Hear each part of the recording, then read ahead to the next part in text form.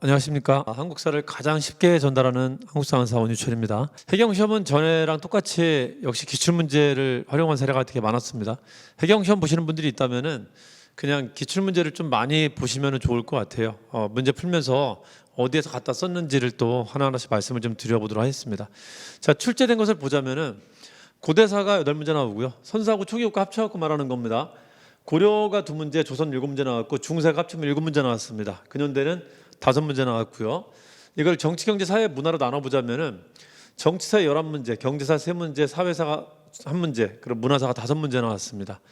경제, 사회사가 좀 적죠. 정치사가 좀 많습니다. 출제 범위를 조금만 자세히 말씀드리자면은 고대사는 선사 1문제, 초기국가 1문제, 그리고 고대국가가 6문제 나왔습니다.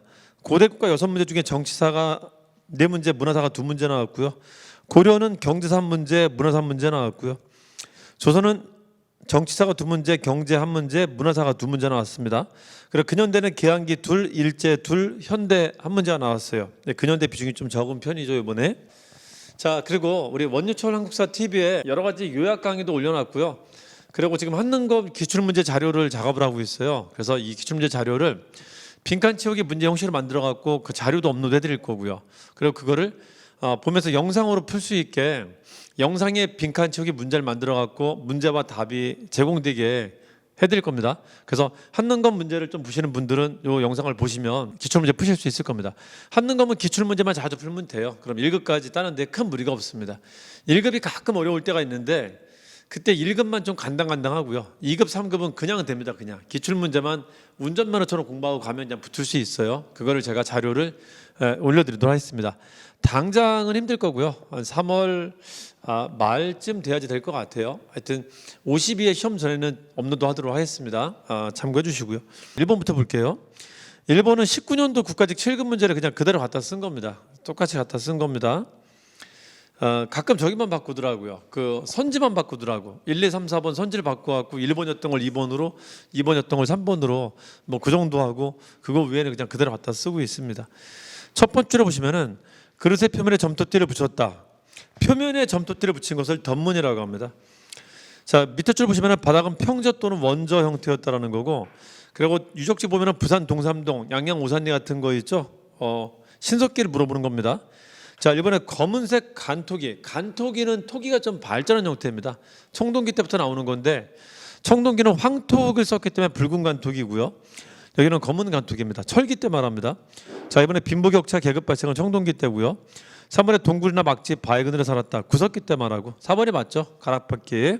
답은 4번입니다. 옷을 처음 만들어 입습니다. 자, 2번은 2017년도 국가직 생한직 구급 문제입니다. 그대로 갖다 쓴 겁니다. 자, 맨 끝에 보시면 신지하고 읍차라고 있죠. 자, 이거는 사만의 군장을 말하는 거죠. 그중에 지자 들어가는 게 좀 더 높다 그랬었죠. 신지가 좀 높은 겁니다. 자, 1번 보시면 고구려죠. 부경이라는 창고는. 자, 2번이 맞죠. 5월과 10월. 파종할 때 추수할 때 2번 제철 행사한다. 2번이 3번 맞고요. 3번의 일책 12법은 부여 고구려고요. 4번은 동해죠. 단군 과마 반어피. 답은 2번입니다. 3번 한번 볼까요? 3번은 12년도 국가직 7급을 그대로 낸 거고요. 다차사 지문을 그대로 낸 겁니다. 그때도 다차사 낸 거고 이것도 다차사 지문 그대로 낸 겁니다. 다차사는 다시 찾는 우리 역사라는 책을 말합니다. 자, 1번 보시면은 백제는 박사제도가 있었다. 일본의 유교 경전 전례했다. 맞죠? 박사 고흥이 서기를 편찬했고요. 오경박사, 의박사, 역박사라는 게 있었다고 합니다. 한성시대는 아직기 왕인이 천자문과 논어를 전파하고요. 논어가 유교 경전이죠. 웅진시대는 되게 고단한 시기죠. 고안무, 단양이 같은 사람들이 오경을 전례했다고 합니다. 오경이 대표적인 유교 경전을 말합니다. 맞죠? 자, 이번은 성덕왕이죠. 국학이라는 학교를 처음 만든 게 신문왕이고요. 그 아들이 학교에다가 공자와 제사들의 소상을 안치합니다. 그래서 여기는 유교 가르치는 기관임을 명실공히 보여준 겁니다. 3번에 보시면은 삼국지에는 유학이 제일 먼저 전래된 게 고구려일 거라고 봐요. 고구려 일찍부터 유학에 관련된 공부를 했을 거라 봅니다. 여러분, 유학이 5개 경전이 있다라고 하는데 우리 경찰 시험을 보면은 5개 과목이 있잖아요. 그걸 크게 볼 때는 교양 과목하고 법 과목이 있다라고 하죠. 그것과 똑같이 유학의 5개 경전을 문사철이라고도 해요. 문학과, 사학과, 철학이라고도 합니다. 근데 역사학은 철학의 도구로 속해 있어요. 그래서 크게는 문학하고 철학이 있다라고 해요. 이거를 경학과 문장이 있다라고도 하는 겁니다. 명학과 문장이 있다라고. 그래서 보면은 사기나 한서 같은 게 역사를 말하는 겁니다. 유학이 하나예요. 유학 공부하고 있다는 뜻이고, 옥편은 이제 그 자전, 글자 사전을 말하는 거고요. 자, 문선, 문학 서적을 말하는 거고요. 그러니까 문학 경전 그리고 역사 공부하고 있다. 문사철을 공부하고 있다. 유학 공부한다는 뜻이에요. 하고 있다라는 겁니다. 자, 3번 합시다. 유교 충현을 전통적인 공동체를 조화시키려 했었다. 초반에 유학이 들어올 때는요, 유교를 학문적으로 깊이 있게 연구하거나 문치주의, 정치의 문치주의로 발달시키지 못하고, 다만 유학에서 말하는 충, 효, 신의 같은 것들을 우리 공동체에 퍼뜨려 갖고 공동체에 조화롭게 충과 효와 신이라는 관념들이, 도덕 관념들이 자리 잡게 하려고 하는데 초점을 두는 정도였었습니다. 원광법사의 세소고개가 대표적이에요. 사군이충, 사친이효, 교우이신, 뭐 임전무태 이런 것들이 있죠. 살생유태, 임전무태는 도교, 살생유태는 불교 말하는 거고, 앞에 말했던 사군이충, 사친이효 그리고 교우이신 같은 것들이 충과 효와 신이 같은 도덕 규범을 우리 국민들한테, 우리 공동체에 전파하고자 했었던 겁니다. 이 정도로 유학이 발달하고 있었다라는 거예요. 그 정도 수준에서. 자, 답은 2번이 틀린 거죠. 신문학을 성덕왕으로 바꾸면 맞습니다. 4번 한번 볼까요? 16년 경찰 2차 문제를 응용한 겁니다. 자, 1번 보시면 성황 때 사비로 도부를 옮겼다. 사비 천도했다. 남부여로 국호를 바꿨다. 그러니까 우리 지금도 한국 지명 중에 지명 자체가 국호를 지명으로 쓰는 데가 유일하게 있는 거 아시죠? 충청남도 부여는 국호가 지명이 됐단 말이에요.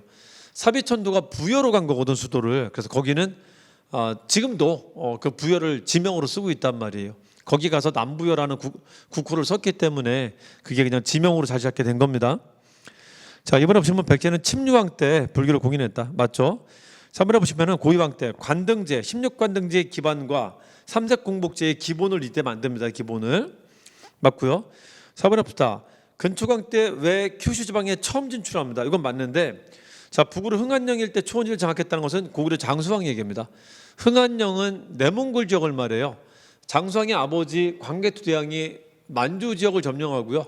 광개토대왕의 아들인 장수는 내몽골까지 갔다라는 겁니다. 그게 흥한령 일대 초원지대를 점령했다라는 겁니다. 뒷부분은 장수왕 얘기입니다. 네, 답은 4번이고요. 5번 한번 볼까요?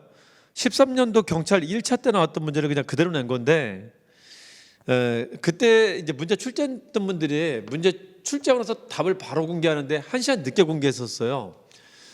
출제하는 분들이 문제 출제 실수를 좀 조금씩 하는 편인데, 아마 이분들이 문제 출제 낼 때는 광개토대왕 등비는 포함이 안 된다고 생각하고 냈다가 이제 누구의 지적이 들어오면서 잠깐 이제 논의를 좀 했었던 것 같아요, 이 내부에서. 그래서 정답 결론이 내는데 그때는 시간이 좀 길었었습니다. 광개토대왕 능비도 한강 점령과 관련이 있어요. 자, 말씀드릴게요. 한강은 우리 삼국의 요충지였었는데요. 고구려 백제 신라 다 노리고 있었습니다. 남한강과 북한강이 만나는 여기를 양술이라고 하죠. 두물머리. 두 개가 만나서 이제 하나로 흘러가는 게 한강입니다. 자, 백제 신라 다 여기 노리고 고구려 누리는데, 백제는 고이왕 때 이미 자기 땅으로 가지고 있었다가 고구려한테 뺏긴 게 광개토대왕 집안 지역의 수도였었죠. 그리고 평양 지역의 수도였던 장수왕이었었고요. 광개토대왕 때 여기로 내려와요. 그래서 한성을 점령했다는 기사가 있습니다. 다만 왕을 죽이지 않고 돌아갑니다. 그래서 이때 광개토대왕 때 영토가 한강 이북선까지 이르렀을 거라고 봐요. 자, 근데 장수왕이 평양 천도하고 난 뒤에 다시 쳐들어오는데, 이때는 한성을 점령하고 난 뒤에 백제왕을 죽입니다. 계로왕을 죽여요. 너무 괴롭게 죽어, 이 사람이. 자, 그러고 나서 여기까지가 이제 고구려 땅이 됐다라고 합니다. 이때는 이제 한강을 점령한 겁니다. 그러니까 둘 다 한강 유역 쟁탈전에 관한 기록이 있다라는 거지. 요거는 광개토대왕 능비에, 이거는 이제 장수왕 기록에 있습니다. 자, 그리고 백제는 성황 때 이걸 되찾았다라고 하죠. 성황 때 되찾은 게 이제 수복했다라고 하는 거고. 자, 이때 수복할 때 진흥왕하고 나주동맹으로 함께 했었어요. 진흥왕은 한강 상류 단양에 갔었고, 그 흔적을 남긴 게 단양 적성비죠. 근데 요거를 진흥왕이 배신해 갖고 요거까지 같이 덥석 먹게 되죠. 그러면서 나주동맹이 깨지게 되는 겁니다. 자, 요거 보여주는 게 북한산비. 그러니까 단양 적성비는 한강 상류 먹은 걸 보여주는 거고, 북한산비는 한강 하류까지 먹은 걸 보여주는 겁니다. 그래서 북한산비, 단양 적성비, 그리고 중원 고구려비는 뭐냐면요, 중원 고구려비가 한강 이남 충주에 세워졌단 말이에요. 고구려 비석인데, 고구려 비석이 한강 이남에 세워졌다는 것은 고구려 영토가 여기까지 확장됐다는 것을 보여주는 명확한 증거가 돼준단 말이에요. 고구려 비석이 한강 이남에 세워졌다는 것은 한강 이남 땅이 고구려 땅이 됐구나라는 걸 보여주는 증거로 본단 말이죠. 그건 서 있는 위치 때문에 그래요. 중원구르비는. 자, 비읍에 광개토장름비 한성을 공격했다는 기록이 있습니다. 거기도. 다만 백제 왕을 죽이지 않고 돌아왔다는 거죠. 자, 사택지적비는 백제 7세기 4비 시대 사택지적이라는 귀족이 불당을 세운 내력을 기록한 비석입니다. 불당을 세운 내력을. 그래서 불교랑 관련된 이야기를 보여주고요. 거기에 이제 더 덥다. 나이 먹으니까 이게 나이 먹고 사람이 쇠락하는 게 금방이구나. 인생 무상하다. 이 얘기를 거기다 이제 적어놔요. 그래서 인생 무상을 읊은 걸 봐서는 백제 사람들이 도교에 대한 지식도 있었겠구나라고 이제 추정을 하는 거고요. 그래서 불교 도교에 관한 사실을 알려주는 겁니다. 사택지역비는. 자, 백전정기비는 국경비고요. 압록강 유역에 세웠었던 우리가 중국하고 처음으로 세운 국경비입니다. 압록강 유역에. 그래서 이거는 중국과 조선의 국경비, 숙종 때 세운 국경비입니다. 한강과 관련 없어요. 답은 3번이죠. 기역, 니은, 리을, 비읍이 맞는 거죠. 한강 유역 쟁탈 과정 관련은 있는 겁니다. 자, 6번 한번 볼까요? 6번. 16년도 교행지 9급에 나왔던 겁니다. 그거 그대로 낸 겁니다. 자, 보시면은 신라보다 윗자리 자리 잡기를 청했다. 그 밑에 보시면 국명의 선언은 원래 강약에 따라 일컫는 것이 아닌데 그 밑에 보시면 나라에 성하고 쇠한 것으로 인해 바꿀 수 있겠는가? 안 해. 했다라는 겁니다. 그러니까 발해가 우리 신하가 황제 조금 더 가까운 자리에 앉게 해달라 그랬는데 안 해줘. 이제 했다라는 겁니다. 이게 신라하고 발해 간의 외교관들 간의 자리 다툼 사건이라고 해요. 이걸 쟁장 사건이라고 합니다. 다툴쟁 어른장 윗자리 다툼 사건이라고 하는 겁니다. 발해하고 신라 간의 관계를 보여주는 사건이에요. 이거는 이제 발해 얘기하는 거고요. 발해가 요청했는데 안 들어줬다. 그래서 최치원이 아이고 감사합니다라고 하면서 이제 글을 쓴 거예요. 발해편은 안 들어줘갖고 너무 고맙습니다. 당나라 황제예요. 이렇게 글을 쓴 겁니다. 자, 1번 인한 대흥 등의 연호가 있었다. 인한은 무왕, 대흥은 문왕 때. 인한은 무왕, 대흥은 문왕 때 연호입니다. 자, 이번에 말갈족 대법원을 부속시키고 요동까지 줄였다. 선왕 때 일입니다. 선왕 때 맞고요. 위화부는 신라 때의 관청입니다. 진평왕 때 처음 만든 기구입니다. 인사기구예요. 그러다 신문왕 때 위화부를 정비하면서 인사권을 왕이 좀 강화시키려고 했었는데 골품제도 때문에 잘 되지는 않아요. 신라 기구입니다. 자, 4번에 일본과 주고받은 국서에서 서로 고려 내지는 고려 국왕이라고 칭했었습니다. 그래서 고구려 계승했다는 의식을 분명히 보여줬었어요. 일본과 주고받은 국서에서. 맞죠? 답은 3번입니다. 자, 7번 한번 볼까요? 7번. 가야 연맹과 관련된 설명으로 옳지 않은 것은. 자, 여러분 제가 삼국시대를 설명할 때 삼국은 나라가 세 개다 보니까는 관계사를 되게 잘 내는데요. 원래는 이국시대였었어요. 두 나라 정도만 이제 활동을 했었다는 거지. 그래서 두 나라 관계를 제가 백제의 전성기 그래프로 이걸 설명을 자주 드려요. 백제 전성기가 두 번 있었거든. 4세기, 6세기.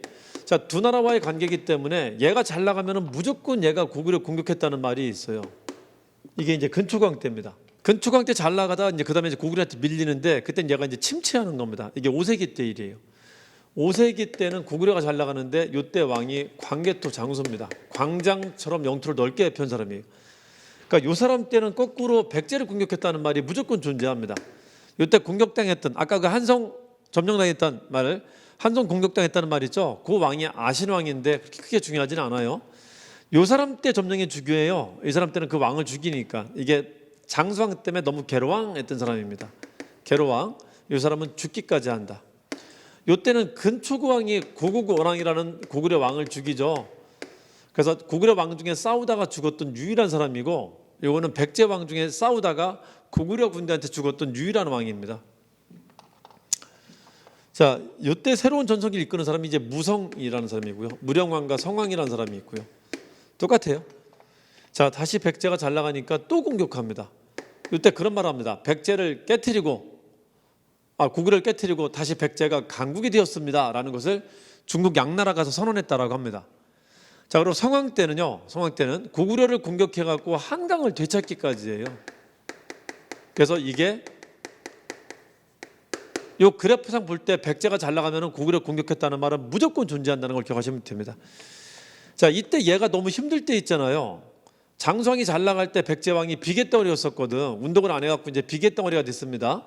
비여왕, 계로왕이 있었는데 비유왕이 신라한테 손 내밀어 갖고 그 역사적인 나주동맹이라는 걸 처음 체결하게 돼요. 자, 이러면서 신라를 이제 형들 싸움에 끌어들이게 되는 겁니다. 5세기부터. 자, 요거 기억하시면 되고요. 그리고 백제하고 붙어 있었던 나라가 가야가 또 붙어 있었어요. 신라가 아니라 가야였었습니다. 그래서 가야도 백제 전성기 그래프랑 정반대로 갑니다. 근초광 때 가야 처음 진출하고요. 가야 복속했다라고도 하고요. 가야의 영향력을 행사했다라고도 합니다. 약간 완급을 조절하면서 씁니다. 논자에 따라서. 무령왕 때 다시 진출했다라고 해요. 다시. 이때는 처음 진출한 거고. 그래서 가야를 쫄자 만들었다라는 겁니다. 그 가야는 잘 나간 때 없었냐? 있었다라는 거죠. 자, 가야 잘 나간 때는 언제냐면요. 얘가 힘들 때. 그러니까 3세기 때. 요 3세기 때가 가야 전성기고 또 하나가 5세기 때. 5세기 때가 또 가야 전성기였었어요. 5세기 후반 때. 그러니까 두 번의 전성기가 있었는데 요거를 3세기부터 4세기 초반까지라고 하기도 합니다. 이건 5세기 후반부터 6세기 초까지라고도 하고요. 자, 생각지 않게 가야 역사에서 제일 큰 변화가 생겼던 건 이거였었어요. 광개토 대왕이 신라를 도와주러 왔다가 가야까지 쳐들어오거든요.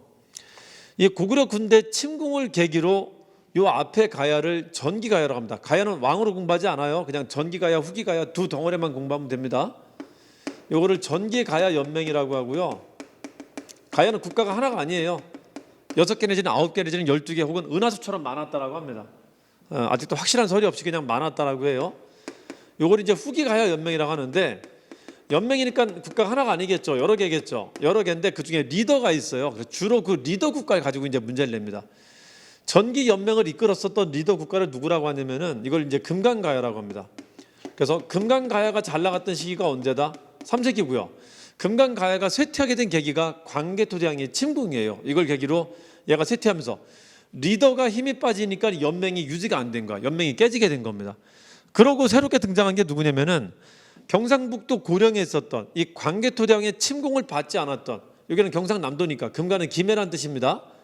광개토 대왕이 가야를 침공할 때 그 피해를 보지 않았던 경상북도 지역에서 새로운 맹주가 등장하는데 걔를 대가야라고 합니다. 그래서 대가야가 잘 나갔던 것은 이제 5세기 후반대입니다.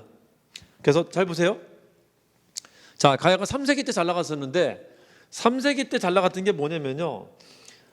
요때 연맹을 처음 만들었었고요. 연맹을 처음 만들었고 전기 연맹을 처음 만들었었고 요때 한사군과 낙랑대방과 그리고 왜 큐슈에 철을 판매했다, 철을 교역했다라고 합니다. 중개무역했다라고 해요. 중개무역했다. 요게 금강가야가 잘 나갔다는 대표적인 한 가지입니다. 자, 요때는 백제가 뭉진 시기니까요. 이때는 오히려 가야가 얘를 공격했었다는 거지. 가야가 백제를 공격하는데 이걸 뭐라고 하냐면은 가야가 전라도 지방으로 갔다라고 해요. 전라도 지방으로 서진했다라고 합니다. 서쪽 진출. 이러면 대가야 말하는가? 가야가 전라도로 가고 있어요. 그러면 대가야 말하는 겁니다. 남원으로 갔다, 덕유산 갔다, 전라도와 경상도의 경계인 섬진강 하구까지 갔다. 낙동강을 광개토 대왕 침공 때 뺏기고 나서 교통로로 다시 찾은 게 섬진강이었단 말이에요. 그러니까 섬진강을 차지했다 그러면은 이게 대가야 잘 나가고 있어요 그런 뜻입니다. 그러니까 이렇게 잘 나가던 가야가 누구 때 다시 삐그덕하냐면요. 무령왕 때 다시 이걸 뺏겼다라는 거지. 전라도로 막 진출하고 있었는데 너 이 새끼 내놔, 뺏었던 거 내놔 하면서 돌을 뺏기고 있다라는 겁니다. 그래서 이게 이제 다시 쇠퇴하고 있다라는 거예요. 6세기 들어서면서. 자, 그거 보고 한번 봅시다. 1번 보시면요. 금강가인 전기가야 연맹은 3세기경에 성장해서 철을 많이 팔았다라는 거죠. 철이 생산하고 변호사 발달했다. 맞습니다. 자, 이번에 고령 지역의 대가야가 5세기 후반에 새로운 맹주가 됐다는 겁니다. 걔가 리더가 됐다는 거예요. 기준은 5세기 후반입니다. 이걸 웅진시대라고 합니다. 그때 새로운 리더가 되었고 후기 연맹을 이끌었다라는 거고, 이 문제를 이제 제가 체크를 할 때 생각을 좀 했는데, 문제를 출제하는 게 기본적으로 있는 기출 문제를 그대로 갖다 쓴다 했었잖아요. 그러니까 해경 기출 문제는 기출 문제를 많이 보고요. 기출 문제를 문제하고 정답만 외워도 풀 수 있어요. 그러니까 이걸 그대로 갖다 쓰기 때문에 이제 간간히 한두 문제를 있는 기출 문제를 가지고 몇 개를 조합해 갖고 만드는 것 같은데, 이거는 문장이 너무 어색해요. 그러니까 맞지 않는 문장을 막 써놨어요. 그래서 제가 보기에는 학생이 출제한 게 아닌가 싶어요. 이거는 그 직원분이 출제한 수준의 문장으로 보이거든요. 그래서 출제하는 구조는 그런 구조라는 게 일단 좀 이제 보여요. 그런 것들이 이제 그 중에 하나입니다. 이게 문장이 보면은 문장이 되게 어색해요. 금간가야인 전기가야 연맹은 이게 무슨 뜻인지를 모르겠어. 전기가야 연맹과 금간가야가 대치되는 구조가 이게 하나 대 하나로 되는 구조가 아니라 금강가야가 전기연맹 중에 하나입니다. 그 중에 리더란 뜻인데 이거는 뭐 금강가야가 곧 전기가야 연맹이다라는 식의 말을 써갖고 문장이 되게 이상하게 돼 있어요. 그리고 2번도 마찬가지인데 고령지역의 대가야는 5세기 반에 새로운 맹주가 되어서 가야 연맹을 이루었다라고 하는데 가야 연맹을 이루었다면 되게 좀 구체적이지 않아요. 앞에도 연맹이 있었기 때문에 후기 가야 연맹을 새롭게 만들었다라는 식으로 표현을 쓰는 게 좀 더 나을 뻔했는데 하여튼 조금 요거는 뭔가 이제 문장을 만들려고 했던 것 같은데 문장이 너무 좀 어색하게 나왔어요. 그래서 잘 모르시는 분이 문제를 그냥 좀 만들어서 냈구나, 문장을 이렇게 본인이 이렇게 좀 구축을 한번 해보려고 했구나라는 생각이 좀 들더라고요. 되게 쓰지 않는 표현을 이제 썼단 말이죠. 자, 참고해 두시고요. 자, 3번 해봅시다. 이때 있죠. 이때 대가야가 무령왕한테 다시 밀리니까는 얘가 이제 살 길이 없어. 얘가 너무 다시 세지니까 그 도움을 청한 게 누구한테 청하냐면요, 신라한테 도움을 청합니다. 신라한테 도움을 청하는데 이때 신라왕이 법흥왕이었어요. 법흥왕한테 우리 사돈 맺읍시다, 저 좀 살려주세요 하면서 도와달라고 했었는데 요 도와달라고 했었던 주체가 누구냐면 여기는 대가야라는 거지. 요 광개토장이 침공 5세기 이후에 국가를 대표하는 활동을 했다 그러면은 금강가야가 아니에요. 그때는 대가야입니다. 그 도와달라 해갖고 법흥왕하고 사돈이 됐어요. 결혼 동맹 맺습니다. 결혼 동맹을 맺었는데 법흥왕이 배신한 겁니다. 대가야를 도와주겠다고 왔더니 보니까는 옛날에 있었던 금강가야가 너무 애가 이제 삐죽삐죽하니 다 쇠퇴진 채로 이제 숨만 죽이고 있다라는 거지. 그러니까 얘를 그냥 덥석 잡아 먹습니다. 대가야가 도와달라고 불렀는데 갔더니 옛날에 금강가야, 거기다 이제 경상남도 남해안 김해 지역이라 바닷길도 낙동강 타고 가면 바다로 진출할 수 있는 되게 좋은 요지야. 그 덥석 먹어버려요. 그래서 금강가야를 복속한 게 법흥왕 때입니다. 요 사돈 맺었다가 이제 당했었던 일이라고, 이게 법흥왕 때 같이 기억해 두세요. 대가야가 요청한 겁니다. 대가야가 신라하고 그 사돈 맺읍시다 이걸 요청했던 겁니다. 근데 결국 금강가야만 법흥왕한테 뺏기는 꼴이 됐다고요. 그런 배신을 당했다라는 겁니다. 그 다음은 3번이 틀린 겁니다. 금강가야가 아니라 대가야가 동맹을 맺은 겁니다. 그럼 법흥왕 때 복속된 것은 이제 그 금강가야고요. 그거는 4번 합시다. 가야 토기가 일본의 스에키 토기에 영향을 줍니다. 아주 유사합니다. 답은 3번이고요. 자, 8번 한번 볼까요? 8번. 자, 8번 보시면은 지난 개축년 4월에 구삼국사를 얻어갖고 봤다. 자, 맨 끝에 지금 보면 나와 있죠. 허구가 아니라 신성합니다. 귀가 아니라 신이다. 이교보가 쓴 동명왕편 서문입니다. 자, 1번부터 김부식이 삼국사기 조선하며 생략한 내용을 시로 저술했다. 후세 알리고자 했다. 그 동명왕이 가지고 있었던 신리한 행적 같은 것들을 옛날에 구삼국사에는 적어놨는데 김부식이 있죠. 이 사람 유학자니까는 신리한 행적 같은 걸 기록한 너무 과장된 이야기는 자기 스타일에 맞지 않는다라는 겁니다. 그래서 동명왕, 이 건국자들의 신리한 행적 같은 것들을 다 배제하고 삼국사를 썼단 말이에요. 이제 이교보는 그게 마음에 안 들었던 겁니다. 왜 역사를 쓰는 사람이 있는 것을 그대로 기록하지 자기가 가감을 하느냐, 왜 선별해갖고 넣을 거 넣고 뺄 거 빼고 하느냐, 이렇게 하면 나중에 뒤에 사람들은 이걸 어떻게 알 수 있느냐, 이런 게 있는지도 모를 거 아니냐. 안 된다.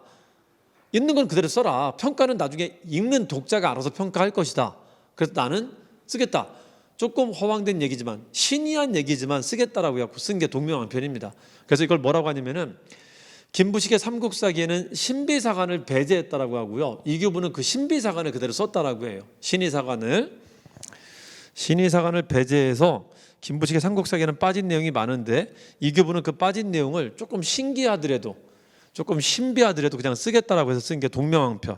동명왕의 신의한 행적을 썼다라고 하는 겁니다. 1번 맞고요. 2번 볼까요? 서사시 형태로 구성했다. 5원 절구에 5글자씩 뚝뚝 끊어 쓰는 서사시 형태로 씁니다. 동국이상국집이 이교보의 문집입니다. 동명왕편은 명종 때 쓴 책이고요. 동국이상국집은 나중에 이제 고종 때 만든 책입니다. 그 이교보의 글들이 다 들어가 있는데 거기에 동명왕편도 들어가 있습니다. 그 사람 문집이니까. 3번에 봅시다. 삼국사에는 신라 개성을 보였다면은 무신 집권기 때는 무신이 집권하고 있기 때문에 무신들은 고구려 사람, 물을 숭상한 나라가 고구려였었기 때문에 무신들은 고구려를 좋아했었거든. 문신들은 신라를 좋아했었습니다.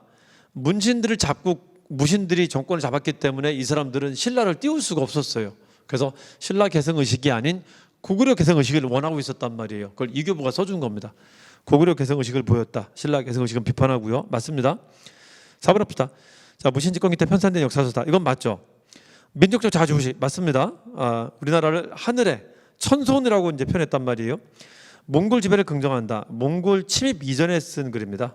몽골 침입 이전 명종 때 쓴 글입니다. 몽골 침입은 고종 때 몽골 침입을 합니다. 자, 다음은 4번이고요. 자, 9번 볼까요? 천체가 운행하는 것이나 지구가 자전하는 것은 세가 동일하다.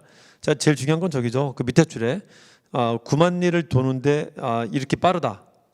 지구가 도는데 빠르다. 지구가 도는데 포탄보다 빠르다. 지구가 도는데 번개보다 빠르다. 이 말 들어가면은 의산문답입니다. 홍대웅의 의산문답. 홍대웅의 글입니다.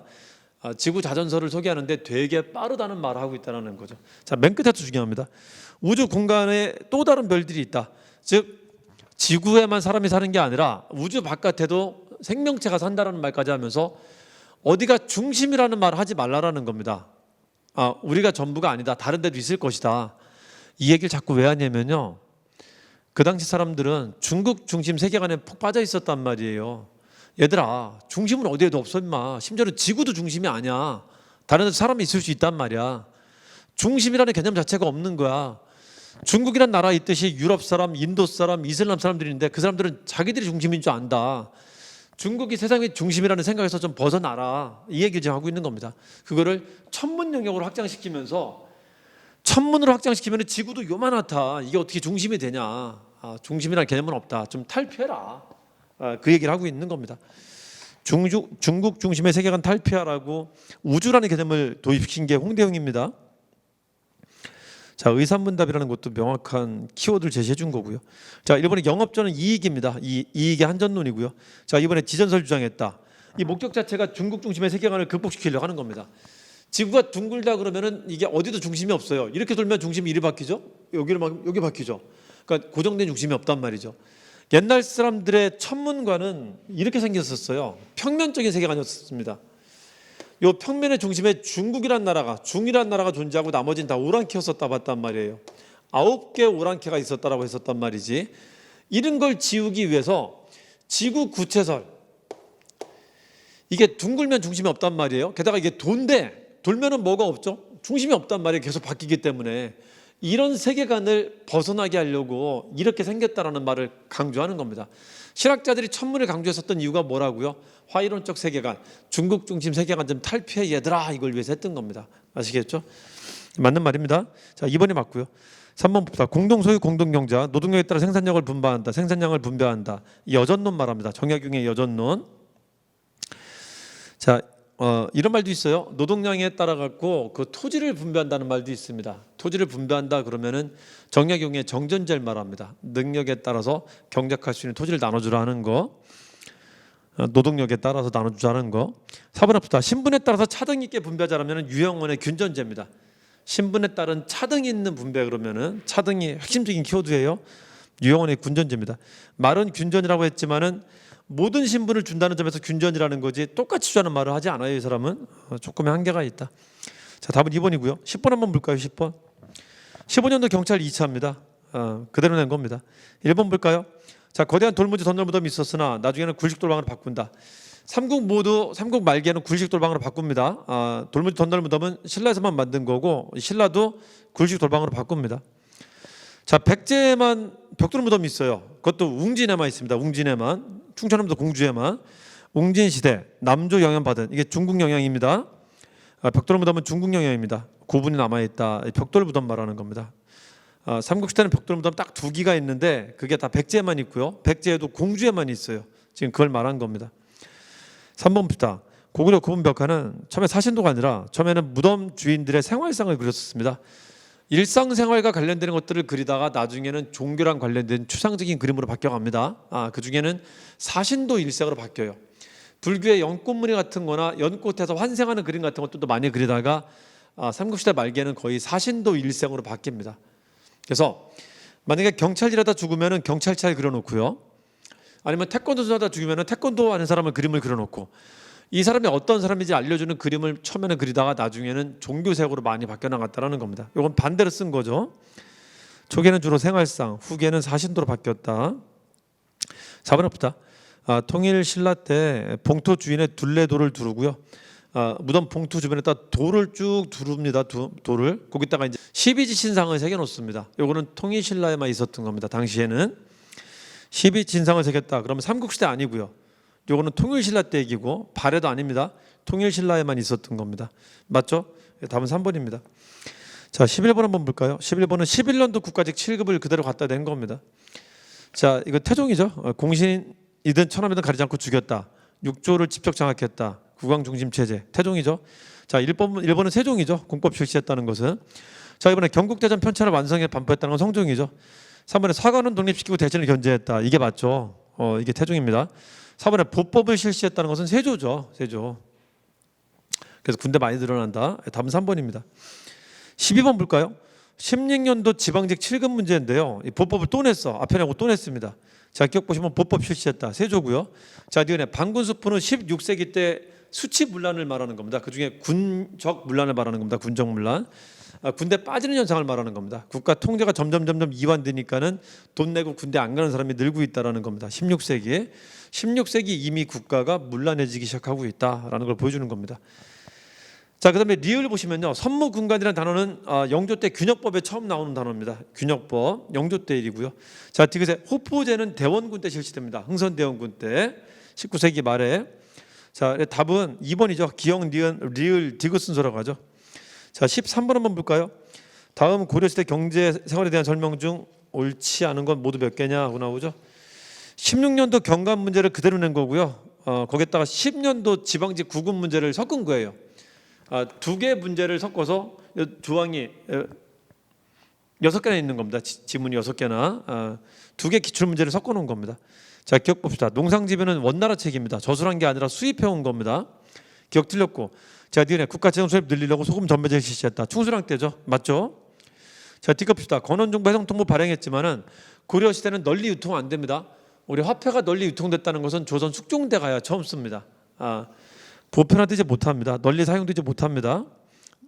자, 되게 틀렸고요. 자, 리을 봅시다. 조세 곡물 부역을 수치라고 해요.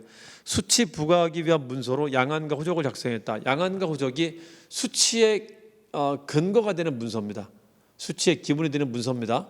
이게 국민들의 재산을 파악해갖고 장부를 적어놓은 거예요. 호적이라는 것은 호구 조사한 겁니다. 호와 구를, 집과 사람을 조사한 거고, 양안이라는 것은 토지 조사한 겁니다. 땅을 조사한 겁니다. 그래서 국민들이 가지고 있었던 호구전을 기록한 문서를 호적과 양안이라고 합니다. 요거 다 적고, 야, 너 있으니까 돈 내 임마, 돈 내 임마. 세금을 거뒀다라는 겁니다. 조세 곡물 부역을 세금이라고 해요. 세금을 부과하기 위한 문서입니다. 그게 맞죠? 자, 미음 보시면은 2년 3작의 윤작법은요, 고려 때 반농세서 윤작법, 2년 3작 윤작법이 처음 나타나고요. 조선 전기 가서야 일반화됩니다. 조선 전기 때 일반화됩니다. 틀렸죠? 고려 때 일반화되지 않아요. 조선 전기 때입니다. 자, 비읍에 수도에는 시전을 만들죠. 시전은 도시 가게란 뜻입니다. 국가가 만든 가게, 이른바 지금 말하면 국립 쇼핑몰이 있었다라는 겁니다. 자, 이거 외에 국가가 직접 경영하는, 직접 운영하는 가게도 있었다. 그걸 국영상점 혹은 관영상점이라고 합니다. 고려는 국영상점도 있었어요. 시전은 신라, 고려, 조선 다 있었던 거고요. 고려는 국영상점도 있었다. 맞죠? 답은 2번입니다. 니은, 리을, 비읍이 맞는 겁니다. 자, 14번 한번 볼까요? 17년도 지방직 7급을 그대로 갖다 쓴 겁니다. 자, 1조 볼까요? 울릉도로 울도라 개칭했다. 2조 볼까요? 칙령 제41호도 중요한 키워드고요. 1900년 대한제국시기 때 고종이 반포했었던 황제의 명령을 칙령이라고 합니다. 칙령. 여기서 명시적으로 독도가 울릉도에 포함된다는 말을 써놨다는 거죠. 자, 울릉전도와 죽도, 석도를 관할한다고 되는데, 이 석도가 한자에 돌석자잖아요. 돌도라는 겁니다. 돌도. 돌도가 독도 말하는 겁니다. 그래서 1900년 명시적으로 우리 땅임을 명시했다라는 거죠. 근데 일본 놈들이 뺏어갑니다. 대한제국 시기 1900년에 황제의 명령으로 분명히 울릉도에 독도가 속한다라는 것을 적어놨는데요. 1904년에 러일 전쟁이 터지면서 이제 일본이 무시하고 이제 우리나라 국권을 뺏어가거든요. 이 러일 전쟁 중에 1905년에 애들이 야 이거 주인 없는 땅이야. 무주지 선점론을 말도 안 되는 논을 내세우면서 무주지 선점 내세우면서 시마네현에 강제로 편입을 시킵니다. 일본 시마네현에. 그래서 이때 강탈해 간 겁니다. 자, 또 한편 더 웃긴 거는요. 강화도 조약이 체결된 게 1876년인데 강화도 조약 체결되니까 이제 한국과 일본과의 관계를 뭔가 파악을 해볼 거 아닙니까? 파악을 하는데 강화도 조약 체결하고 바로 다음에 이제 누가 물어봤어요. 일본의 가장 높은 관청을 태정관이라고 하는데 태정관 우리 조선후기 때 비변사 같은 뭐 그런 겁니다. 가장 높은 관청인데 여기다 물어봤는데 야 독도 우리 땅 아니야 임마 그거 조선 땅이야. 이때 지들이 명시적으로 지네 땅이 아니라고 얘기했단 말이에요. 일본과 관계없다. 독도는 일본과 관계없다. 아예 명시했단 말이야. 이건 조선 것이다. 얘기했단 말이죠. 분명히 19세기 말에는 지가 분명히 이런 얘기를 했음에도 불구하고 전혀 자기 말의 논리도 맞지 않아요. 전쟁 중이라고 자기들이 힘이 있다고요. 이건 주인 없는 땅이야. 주인 없는 땅은 먼저 그냥 침 바르면 주인 되는 거야. 앞에 말도 부인하면서 자기들이 땅을 뺏어갔다라는 거죠. 앞에 말도 부인. 심지어는 이때 아예 우리 땅으로 말까지 했었는데 이것도 무시하고 했다라는 거죠. 그러니까 논리가 너무 빈약하다라는 거야. 이건 논리가 강제로 뺏어갔다라는 겁니다. 자, 봅시다. 그래서 독도에 대해서 묻는 겁니다. 1번 보시면은 세종실록 지리제 처음으로 울릉도하고 독도가 분리돼서 기록됩니다. 처음으로. 그리고 중종 때 만든 신증 동국여지 승남에서는 지도 한 장이 있는데 조선 전도가 있는데 거기 보면은 팔도 총도라는 조선 전도가 있습니다. 울릉도하고 독도를 처음으로 분리해서 그림으로 그려요. 세종실록 지리제는 처음으로 말로 글씨로 울릉도와 독도를 처음으로 분리해서 이제 기록한 거고 신증 동국여지 승남에서는 그림 지도에서 울릉도 그림과 독도 그림을 따로 이제 그려놨다는 거지. 자, 강원도 소속이고요. 우산으로 표기했다. 우산국하고 우산 헷갈리지 마세요. 우산국이 울릉도고요. 우산은 독도를 말합니다. 독도. 자, 이번에 숙종 때 안용보는 일본까지 아예 가갖고 우리 영토임을 확인을 받고 들어와요. 그래서 관리를 사칭했다 그래갖고 이 사람은 사형당할 뻔했었는데 이게 국익에 도움됐다 그래갖고 이제 사형하진 않아요. 크게 처벌하진 않습니다. 도움되게 했기 때문에 일본 놈들이 명시적으로 아예 말을 했단 말이에요. 조선 영토라고. 여기에 불법 어업하지 않겠다 이런 약속을 했다라는 거죠. 3번 봅시다. 1870년대 조선 영토임을 지들이 인정했음에도 불구하고 그것도 최고 기관이 했음에도 불구하고 논리적으로 너무 모순되게 무주지라는 말을 썼다라는 거예요. 지들이 한 말을 해놓고 주인 없는 땅이라고 말했다라는 거지. 이건 너무 맞지 않잖아요. 자기 말을 자기가 뒤집고 있다라는 거지. 1905년도 러일 전쟁 중에 국제법상 무주지는 먼저 침발하는 게 임제다 이런 핑계를 대면서 일본 영토로 이제 편입을 시켰다는 거죠. 강제 편입을 맞고요. 4번 합시다. 1952년 밑줄 한번 보세요. 1951년에 태평양 전쟁에 대한 종전 조약이 체결되는데 이거를 미일 강화 조약이라고 합니다. 미국하고 일본이 태평양 전쟁으로 싸웠었는데 이때 전쟁이 공식적으로 끝납니다. 1951년에. 왜냐면은 한국 전쟁 중에 미국에 일본의 도움이 필요했었어요. 그래서 이때 태평양 전쟁을 빨리 종전시킬 필요가 있었다라는 거지. 그리고 이제 일본이 한국 전쟁에 이런 식으로 저런 식으로 개입을 많이 하게 됩니다. 그 조약을 샌프란시스코 조약이라고 하는데 이 샌프란시스코 조약에 일본의 로비로 있잖아요. 일본 로비로 독도가 일본 땅으로 명시될 뻔했었어요. 미국이 늘라 했었단 말이야. 근데 미국이 아닌 다른 연합국이 괜히 나중에 문제거리 만들지 말라라고 해갖고 일단은 빼는 걸로 그냥 합의를 했습니다. 그래서 샌프란시스코 조약에 독도 문제가 언급되지 않으니까 이승만 대통령이 열받아갖고 자기가 임의대로 있죠. 여기까지가 우리나라 영토야. 여기까지가 우리가 지켜야 되는 평화선이야. 우리가 주권선이야 라고 지도에다 선을 그어버린 겁니다. 울릉도가 있고 독도가 있는데 여기가 우리 평화선이야. 우리가 지켜야 되는 땅이야. 해버린 겁니다. 전쟁 중에. 지금 한국하고 북한하고 전쟁 중인데 한 겁니다. 연합국하고 협의해서 한 게 아니에요. 연합국 깜짝 놀라고 일본도 깜짝 놀랍니다. 일본은 엄청 반발해요. 근데 전쟁 중이니까 어쩔 수 없이 이게 그냥 유야무야 지나갔던 겁니다.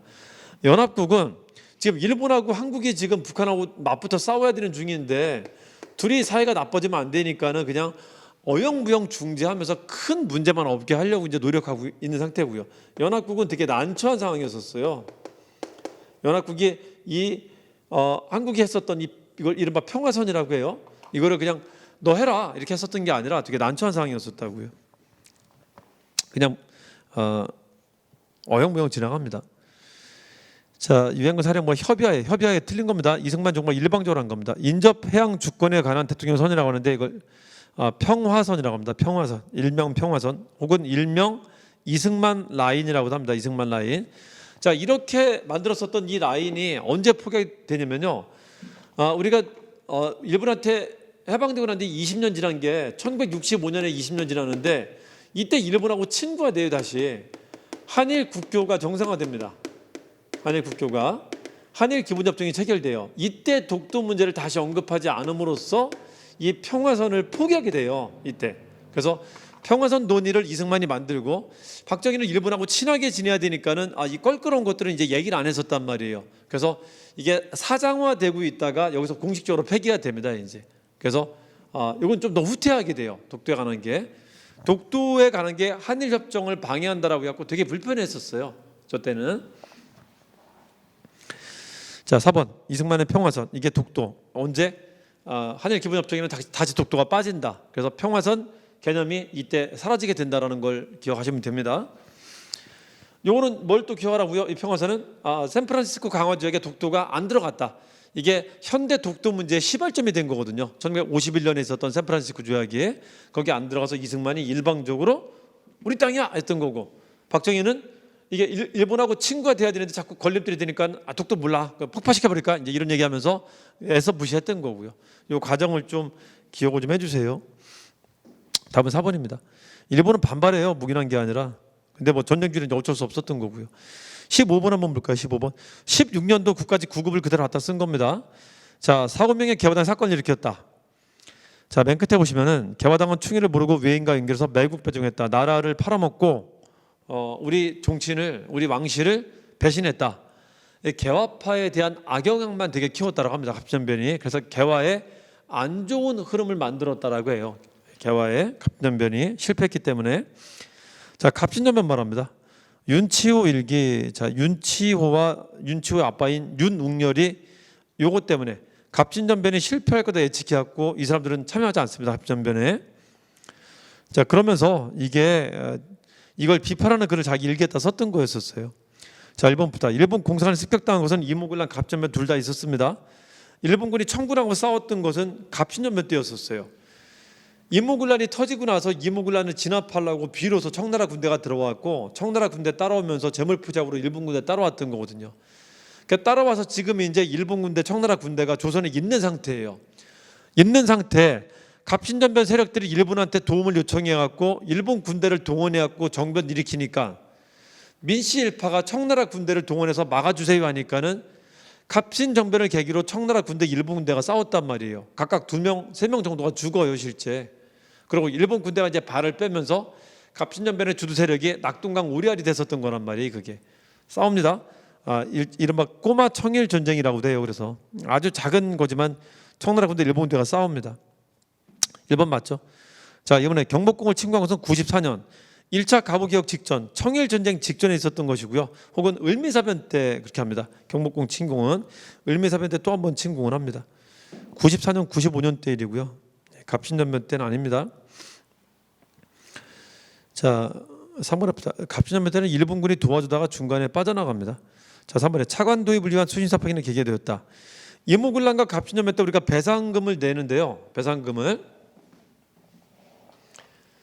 자, 이모군란과 갑신전변 때 이때는 90군대가 일으키는데 90군대가 대원군 편이었었어요. 자, 대원군이 정권을 다시 뺏자 민씨 일파가 대원군을 잡기 위해서 청나라 군대를 불렀습니다. 그래서 이모군란과 갑신전변은 외세가 우리나라 정치에 끼어들게 만든 아주 안 좋은 사건입니다.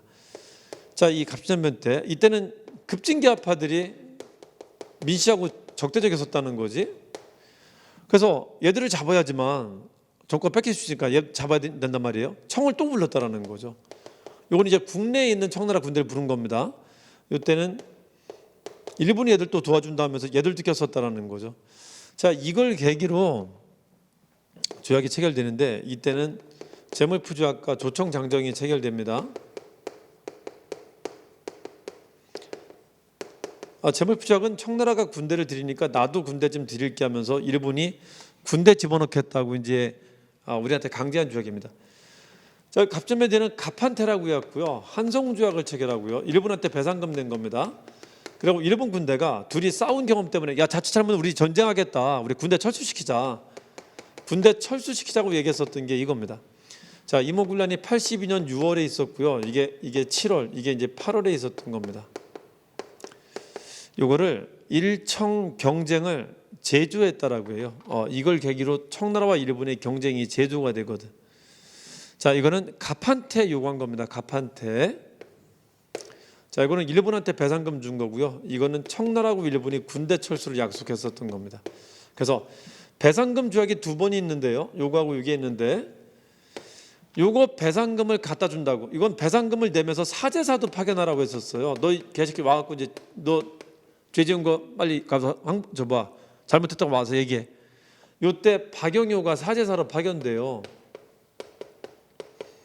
요때 김옥균이 따라가면서 처음으로 차관 빌리러 갑니다. 이게 1차 차관 교섭이에요. 근데 요때는 배상금을 깎는 정도의 차관만 없고요. 김옥균이 다시 한번 가요. 차관을 얻어와야지 개화 정책을 펼 수 있으니까.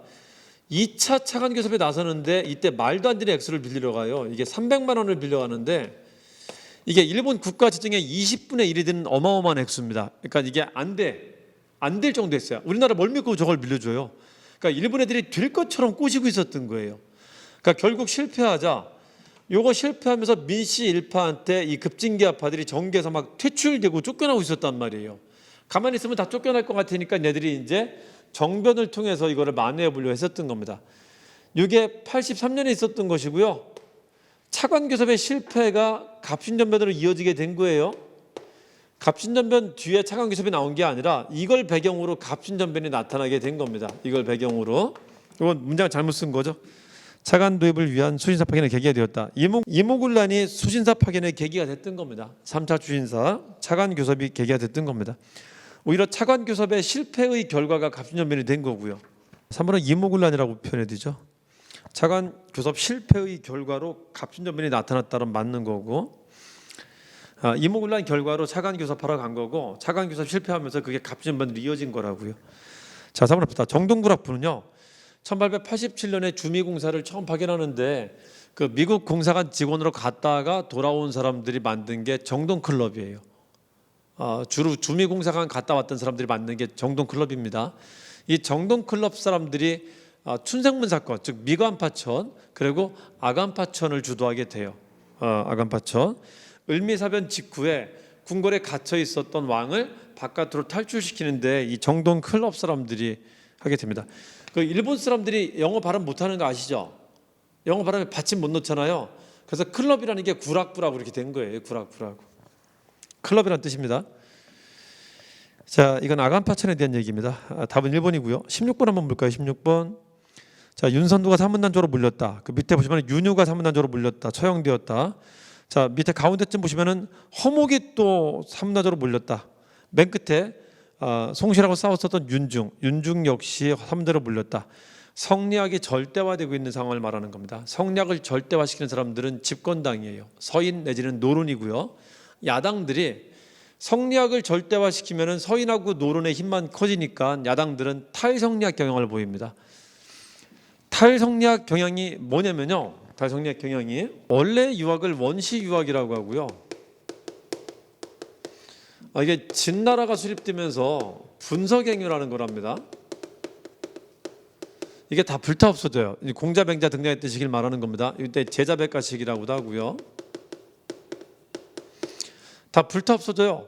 그러니까 이제 진시황제 없어지고 나서 한 나라가 세워지는데 한 나라는 유학을 되게 존중해 줍니다. 그러니까 유학이 살아나는데 이때 잃어버렸었던 유학책들을 찾는 정도의 유학이 나타나요. 그걸 훈구학이라고 합니다. 이건 철학적으로 되게 발달한 유학은 아닙니다. 이게 한나라 당나라 때까지 쭉 가다가 이 당나라 말기 때 군인들이 등장해갖고 군인 중에 하나가 나라를 세우거든요. 군인 중에 조씨가 나라를 세우는데 이게 송나라입니다. 송나라는 군인이 세웠기 때문에 얘는 군인들을 억압하고 문치를 키우게 돼요. 그때 유학자들이 많이 등장하게 되니까는 유학자들이 유학을 다시 키우게 돼요. 이때 유학을 새로운 유학, 신유학이라고 합니다. 이게 성리학이에요. 상당히 종교화된 유학을 만듭니다. 이게 우리나라는 원간섭기 때 들어오게 되는데 성략 이전에 있었던 우리나라에 있었던 유학을 훈구학적 유학이라고 해요. 그러니까 이제 개념은 이겁니다. 원간섭기부터 조선 시대까지 가면서 성략이 우리나라의 유일 신앙이 돼 버려요. 이게 유일 신앙이. 그러니까 사람들이 너무 지치니까 너무 이것만 가지고 따지고 나머지는 잘못됐다라고 하니까 이제 이걸 벗어나는 사람들이 생기는 겁니다. 당시 권력을 쥐고 있었던 서인이 나중에 노론하고 서론으로 분화가 되죠. 그 중에 노론은 성략을 절대화시키면서 권력을 계속 유지하려고 하고요. 야당이었었던 남인 혹은 소론은 성략으로부터 벗어나갖고 다른 종교를, 다른 세상을 키워나가려고 합니다. 심지어 남인은 나중에 서학을 받아들이기도 하고요. 소론은 양명학을 받아들입니다. 양명학은 명나라 때 새로 나온 유학이에요.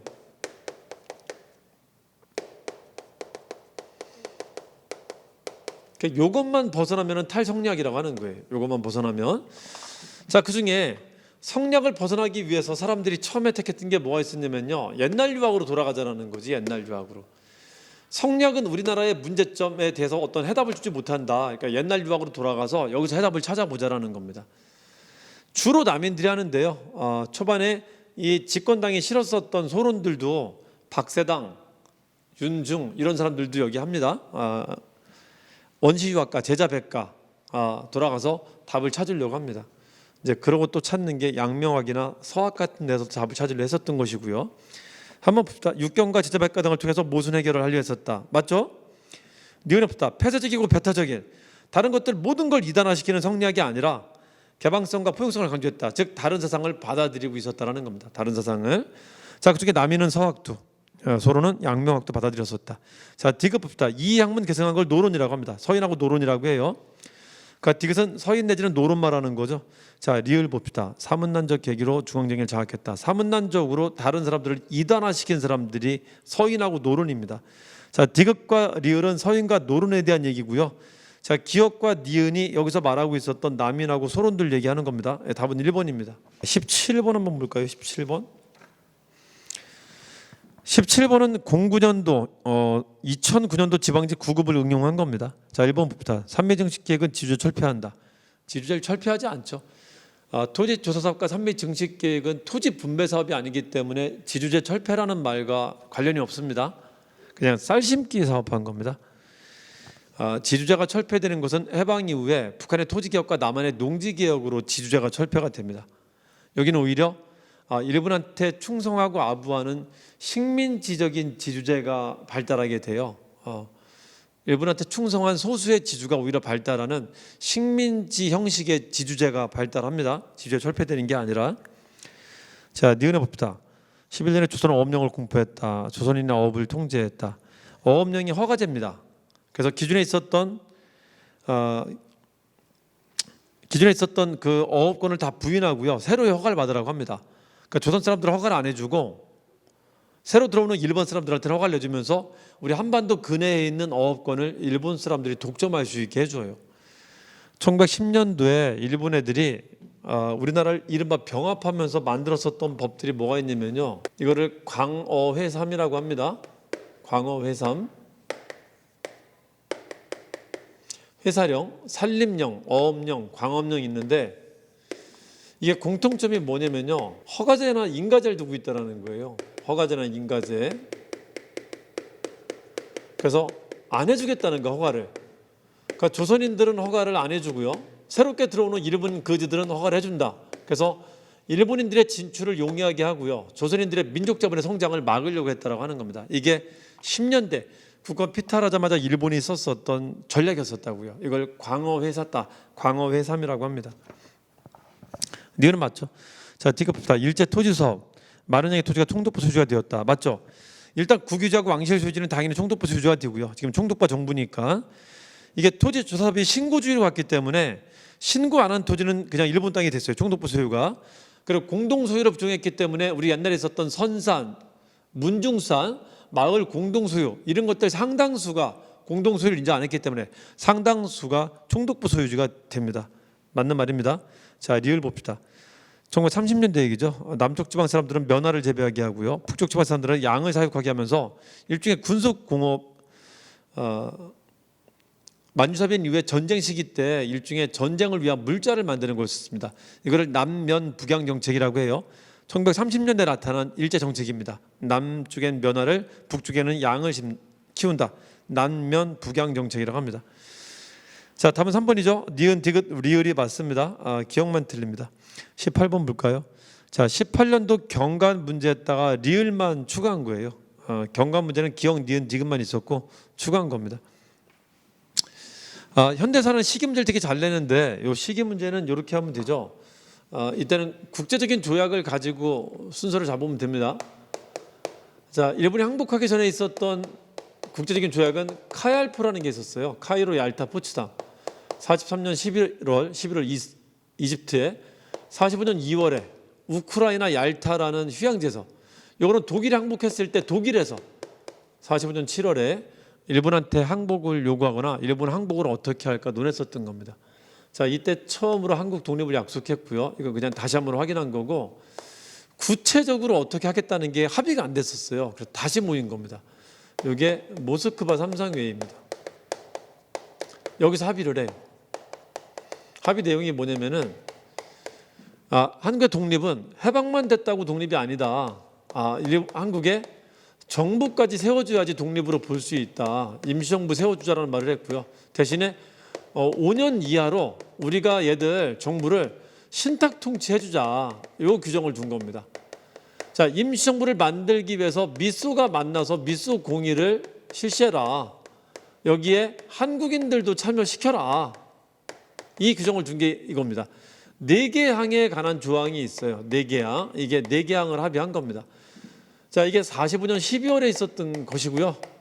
자, 이것에 근거해서 미소 공의가 열리게 돼요, 실제. 이게 46년 3월에 열리게 됩니다. 46년 3월에. 자, 이때 있었던 걸 찾으라는 겁니다. 한번 볼까요? 미소 공의는 1차, 2차가 있었는데요.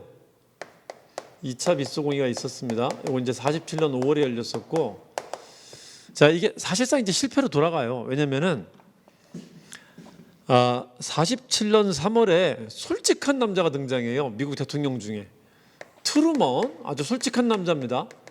트루먼 독트린이 발표가 되는데 47년 3월에 나는 공산당 싫다 하면서 미소 협조책을 포기하게 됩니다. 그러니까 미국이 단독으로 가게 돼요. 미국이 단독으로 가게 되면서 나타난 게 뭐냐면은 9월에 2차 미소 공의 실패했을 때 한반도 문제를 유엔으로 넘깁니다. 이제는 미국하고 소련이 합의해서 한다 그러면 틀려요. 이거 안 하겠다는 겁니다. 자, 여기서 이제 결론 난 게 11월에 야, 미국 소련 만나갖고 정부 만든다 헛소리 하지 마. 그냥 애들이 선거하라고 해, 마. 한국인들 선거를 통해서 정부를 세워주자. 한반도 총선거안이 나타나게 됩니다. 이게 이제는 한반도의 정부를 세우는 새로운 방식으로 결정되게 된 겁니다. 자부합작 7원치 한번 볼게요. 이건 뭐냐면은 1차 미소 공의가 끝났을 때, 실패로 끝났을 때 이승만 대통령이 바로 했죠. 야, 그러면 남한만 정부 세우자. 단독 정부 발언을 합니다. 깜짝 놀래갖고 중도파가 그러면 되냐? 우리 한국을 찢으면 되냐? 우리가 죄를 졌냐? 왜 전쟁 범죄 국가는 일본인데 왜 우리나라를 찢냐? 말도 안 된다. 자우합작위원회라는 걸 만들어갖고 좌파하고 우파를 화해시키려고 노력을 되게 많이 합니다. 여기서 10월에 야, 니네 이 정도면 화해할 수 있겠어? 자우합작 7원칙이라는 7가지 합의할 수 있는 조건을 제시합니다. 근데 여기에 극좌파인 공산당도 싫어, 나 이거 인정 안 해. 극우파인 이승만과 한민당도 싫어, 나 이거 인정 안 해. 하니까는 이게 아무런 힘을 얻지를 못하게 됩니다. 그래서 좌파 우파 합작을 못 시켜요. 여기 이때 있었던 겁니다. 자우합작 7원칙 발표했다. 이거 46년입니다. 46년 10월에 있었던 것이고요. 자, 또 봅시다. 니은의 반민족행위 처벌법은 우리나라 정부 세워지고 나서 7, 8년 하겠다 만든 법입니다. 47년 5월에 2차 미소공의, 그리고 48년에 결국은 한국 정부 수립으로 가는데 1월에 유엔 한국임시위원단이 들어와요. 그래서 선거 가능 여부를 조사합니다. 자, 이렇게 되자 깜짝 놀란 게 2월에 김구가 2월에 유엔 소총회에서 그래, 그냥 가능한 지역만 하자. 북한하고 소련 애들이 자기 땅에 못 들어오게 하는데 남한만 하자까지 거 유엔 소총회에서 남한만 총선거하겠다라는 결정을 내립니다. 자, 이러자 김구와 김규식이 북한의 김일성을 찾아가고 남북 요인회담, 사기매단 같은 걸 개최해 갖고 이 분단만은 막아보자라고 노력을 해요. 이걸 남북협상 운동이라고 합니다. 이건 4월 말이고요. 이 와중에 4월 초에 제주도에서는 4.3 항쟁으로 단독 정부를 반대하는 운동을 전개합니다. 그러나 막을 수가 없어요. 결국 5월에 우리나라 최초의 선거인 50 총선거가 열리게 됩니다.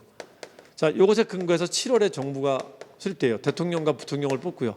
대통령 이승만, 부통령 이회영을 뽑고 8월 15일에 정부가 수립됐음을 선포합니다. 이 정부에서 친일파 처단을 위해서 반민법과 반민특위를 만든 거고요. 이거는 48년 9월에 정부 수립되자마자 바로, 그리고 일본이 남겨놓고 한 재산을 처리하겠다고 만든 게 농지기업법입니다. 49년에 만드는데 실제 실시는 50년 3월에 가야지 개정법으로 실시합니다. 그래서 일제 잔재 청산을 시도했다는 겁니다. 이거는 정부 수립 이후의 일입니다. 자, 니은은 48년 9월이고요. 모스크바 삼상회의는 여기 말하는 거고, 여기 45년도 12월. 자, 유엔 총회 남북 총선거 결정되었다고는 2차 비속이 끝날 때, 2차 비속이 끝나고 여기 일입니다. 여기 유엔 이관하고 한반도 총선거로 결정났다는 거. 모스크바 삼상회의. 자, 자부합작 7원칙. 자, 이것들 기억하시면 되죠. 그 답은 3번입니다. 디귿, 기억, 리을, 니은 순서로 가죠. 19번 한번 볼까요? 19번은 16년도 지방직 9급 그대로 낸 겁니다. 자, 1조 보시면 태형에 처할 수 있다. 13조 보시면 조선인에 한해서 적용한다. 조선 태형령입니다. 조선 태형령은 1912년부터 20년까지 운영됐었던 법입니다. 한국인들은 때려도 된다는 법이었어요. 그래서 1910년대는 한국인들을 매질로 다스렸었습니다. 되게 공포 정치했었다고요. 그 매질을 허용한 법입니다. 태형령이라는 거. 가부기역 때 없어졌었던 전 근대적인 악법을 다시, 그것도 한국인한테만 다시 부활시킨 겁니다. 자, 동양척식 주식회사 설립식은 1908년에 있었고요. 경의선철도는 이거 러일 전쟁 중에 만들어진 철도예요. 1905년도에 만들어진 거고 개통만 1906년에 개통을 합니다. 개통식은 1906년입니다. 대한광복군 정부가 1914년에 있었고요. 이거 맞죠? 태형령은 12년부터 20년까지 있었던 거니까 광복군 정부는 14년이고. 자, 회사령 공포는 1910년에 공포합니다. 회사령이라는 법은 1910년에 만들어집니다. 1910년에. 답은 3번입니다. 태형령은 12년에 있었고요. 자, 20번 한번 볼까요? 18년도 경관 문제를 그대로 낸 겁니다. 그대로. 자, 이 키워드는 김효원과 심의겸이죠. 이게 해경 기출 해설할 때 좀 항상 좀 아쉬운데, 문제를 이거 그대로 내는 게 이게 자기 직원을 뽑는 건데, 공무원을 뽑는 건데, 있는 기출 문제를 그냥 기억, 니은, 디귿, 리을 순서만 바꿔갖고 1, 2, 3, 4번 순서만 바꿔서 그냥 내거나 아니면 아예 그대로 내는데, 항상 이게 기출 해설할 때 좀 마음이 좀 편치 않더라고요. 이게 좀 없지 않아 좀 찝찝한 좀 기분이 좀 있습니다. 강의를 하고 문제 나올 때마다 기출 해설을 매번 하는 사람으로서 보면은 왠지 모르게 좀 이게 좀 불편하더라고요. 저는 이게. 예. 하여튼 문제가 나와서 계속 이제 해설 강의 드리는데, 해설 강의 드릴 때마다 조금씩 좀 아쉬운 감이 좀 있어요.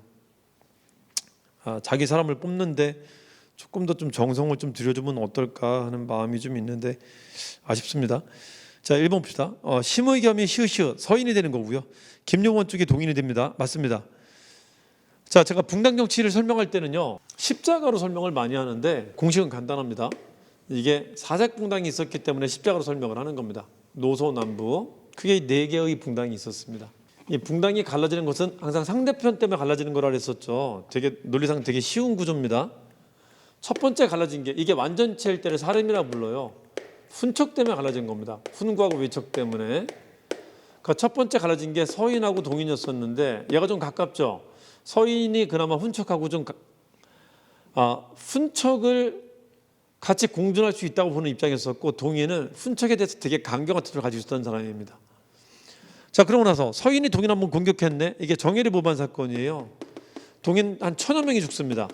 이때 많이 죽은 사람들이 북인 계열이었었어요. 남인 계열은 아니고요.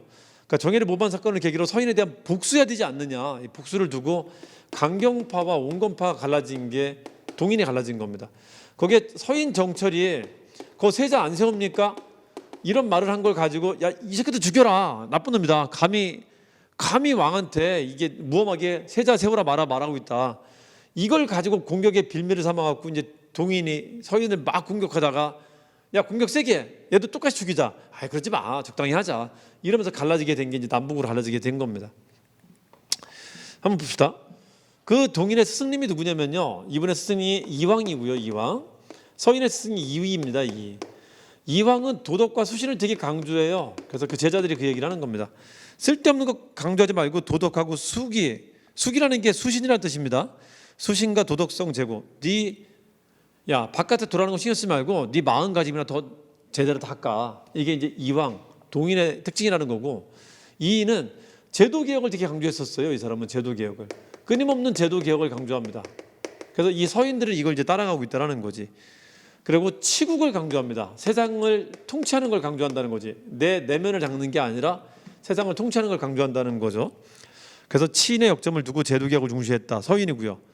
선비들의 수신의 역점, 수기 역점을 두고 도덕성 제고를 중시했다. 동인이고요. 맞습니다. 3번 앞부터 광해군 세자를 책봉하기로 건의한, 이걸 정철의 건저희 사건이라고 합니다. 전하는 왕이고요. 저하는 세자를 말합니다. 세자를 세울 것을 의논했다라는 겁니다. 정철이 얘기한 겁니다. 이걸 계기로 남북을 갈라진다. 맞죠? 자, 이 동인하고 서인이 갈라지는 것을 반대한 사람은 이이의 제자들이 아니라 이입니다. 이이가 반대했지만은 이이가 어쩔 수 없다는 걸 느끼고 이제 본인도 서인으로 들어가요. 이이가 서인인데 문인들은 당연히 서인이겠죠. 이미 분당이 된 상태란 말이에요. 분당을 막으려는 게 아니라 이 문인들은 이이가 분당을 막으려고 했었는데 양쪽 모두 비판하면서 양비론이라고 해요. 너도 잘못 너도 잘못이야 하면서 분당을 막으려 했었는데 안 되니까 이이가 서인당에 들어갑니다. 그래서 이이의 문화생들은 자연스럽게 서인이 되는 거예요. 서인이. 4번에 틀린 거죠. 이 문인들이 아니라 이이입니다. 이이가 분당을 막으려고 양비론을 제시했던 겁니다. 답은 4번입니다. 자, 여기까지 해서 마치도록 하겠습니다. 다시 말씀드리지만 우리 유튜브에 한능검 기출문제 빈칸 채우기 자료와 그리고 영상이 업로드 될 예정이니까요. 잘 참고하셔갖고 한능검 시험을 보셔야 되는 분들은 저거를 활용을 잘 해주시길 바랍니다. 기출문제 출제 비중이 가장 높은 게 한국사 능력검정 시험입니다. 그래서 문제 보고 답 보고 자주 하다 보면은 2급, 3급까지는 쉽게 할 수 있어요. 쉽게. 그래서 좀 빠른 길로 갈 수 있는 길을 제시해 주는 거니까요. 참고해 주시고 많이 소개를 좀 해 주시길 부탁드립니다. 자, 수고하셨습니다.